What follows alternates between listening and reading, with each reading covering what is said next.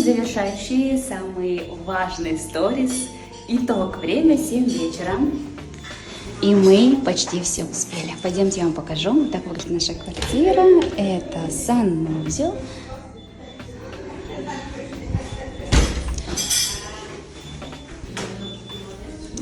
Родительская спальня. Гардероб и санузел. Та-да! Үлгердік.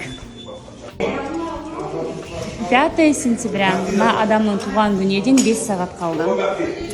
Біз жаңа квартирадамыз. Если честно, тут еще до сих пор не идут ремонтные работы. Мы с Жансой собираем люстру. Сейчас я вам покажу ужас, который там.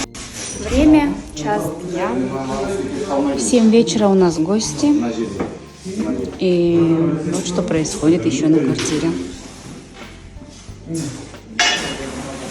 Я не знаю, как мы успеем, но не успеть варианта нету. Қонақтар шақырып қойған. Короче, примерно вот такой пиздец пока что.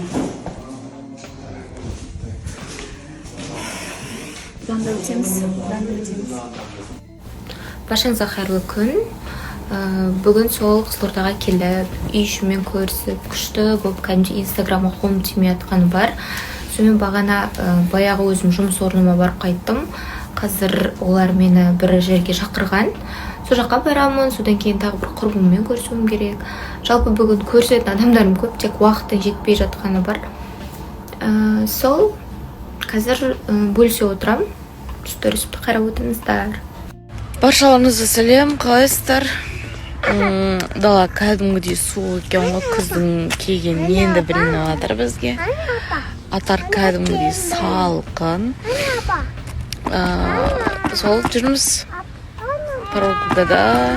Мына Кәусар жүр. Кәусар. Мына жерде Рахым отыр міне. Біз сол мамамның келе тұр ар жақта. Біраз жүрек деп үйде отыра береміз бе деп қалаға шықтық. Сіздер не істеп жатсыздар?